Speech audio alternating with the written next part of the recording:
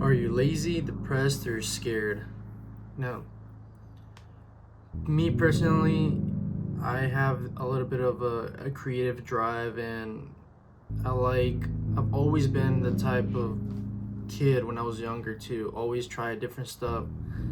I got into art class, I learned how to play the guitar, I got a lot into sports, and I played basketball, volleyball, and I played them pretty decently. I learned them pretty well.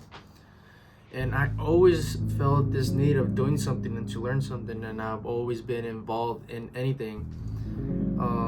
I learned how to play the guitar very well. I would say from like a scale to like 0 to 10, from 0 to 10, I would say 7. I think that's pretty decent for most people. Even though now I think I can still grab it and play some notes, but I can't really play anything crazy. But and then I wanted at some point to join an orchestra and learn the violin, and I went to school to learn how to read the notes and I did that for about 6 months, and then I dropped out, and then I got into soccer, and then I did soccer for the rest of my life, and just whatever. And anyway, um, sometimes being creative and having a personality that you just feel that you need to express yourself could be a curse and a blessing. When it could be a curse because sometimes it gets you to overthink and not take any action on the things you want to show that you have inside of you. And say if you're a songwriter and then you have these feelings and you want to express them through music, but sometimes you're too scared to put them out or write or even show your friends or your parents or your brothers.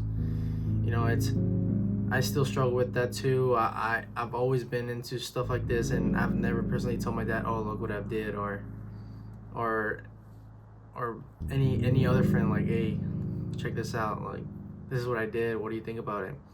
And sometimes it's hard to get over that barrier, and I always think about that phrase of kind of like you got to get over the cringe, like become the cringe or get over the cringe, some shit like that. And it's true because unless you're and being afraid is natural because you're putting yourself out there, and it's very very it puts you very on an uncomfortable spot, and you're not really familiar with that feeling. So at the same time, it lets you know that you're out of your comfort zone and way out of your comfort zone when you get that feeling and you start getting hot. You start stumbling to your words and you don't know what to say. That's when you know. And sometimes when you start overthinking about what do you want to do and what do you want to pursue, I'm talking about personal experience, but you start to get like a little bit of a dreading feeling of like you start getting mentally tired because you're just thinking all these thoughts the whole day, and then you get not sad, but you get a little bit bummed from not being able to express yourself. And I would always see people say on Instagram or YouTube, and there's this guy that he does these videos, and I think he's like in France, and he talks about just topics that are really interesting. And he moved to France, and France is so beautiful, and he started the way he's one of my big inspirations. And I would always see his videos and be, damn, like, I wish I could do that. And I saw his journey. Right now he has like millions of subscribers, but I remember when he was like about like 100K, he was very small and he didn't have any views, but I always thought like damn, I want to do that. But seeing now his progression, and time flew, and now he lives in France, he owns a house in France, and his life looks good. And even though it might not be the happiest, since we don't know the behind the scenes, the hard work he put and being able to express himself and put himself out there. And he got rid of that fear of, I don't think it's a fear of failing, but a fear of exposure. And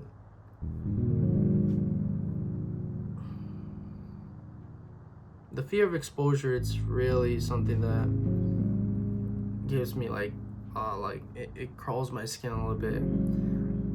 I think it's not necessarily that because that I'm talking to a camera, is more of who sees me act in this way.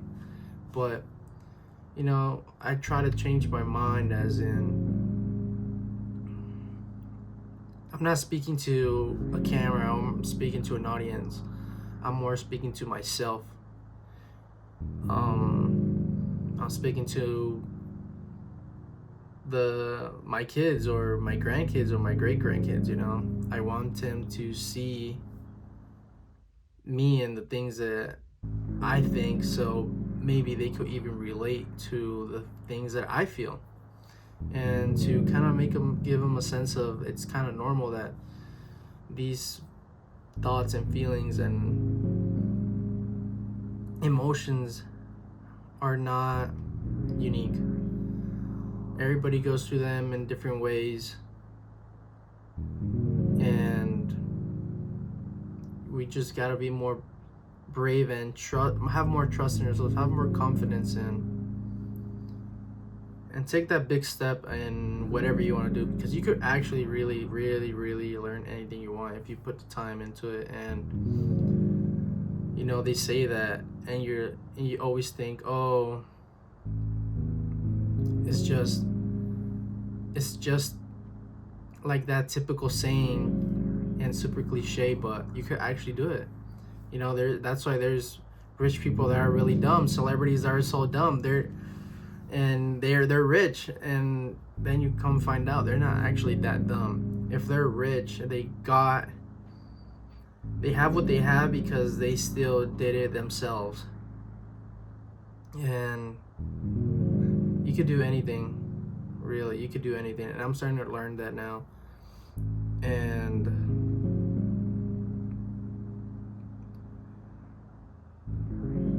sometimes you feel that you're lazy or you're depressed, but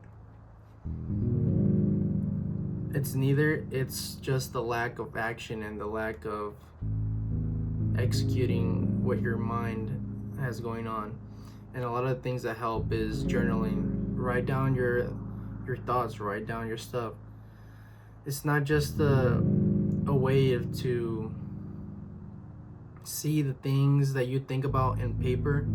You're writing them down, and you're getting that energy out through writing, and it's not energy wasted. So give some thought to that. I've been journaling for a while now, since 2019, and this is one of my oldest journals, and I was looking through it, and it's crazy how I see myself writing, and kind of like the things that I've thought before. I've changed a little bit, I feel like, but it's kind of awesome to see. At that time, I was really, really more heavy into writing, and I had a lot of more thoughts back then. I had a lot of more. I just had more in me that I needed to get out of my head and out of my heart too, because it was a time where I wanted to start doing something, but I really didn't know how to execute anything. I didn't know how to start. I didn't know how to do basically anything. And YouTube and Google, and you have all these resources, but you have so much that you just don't know what to click and what to learn from, who to trust, and it's a whole different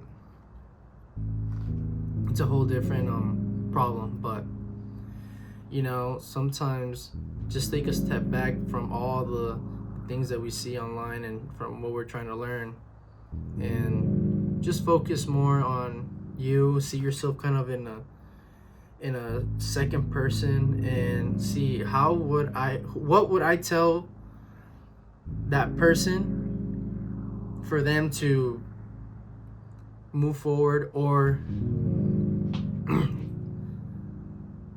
to just upgrade their life, to level up, to be better. So think of yourself as that.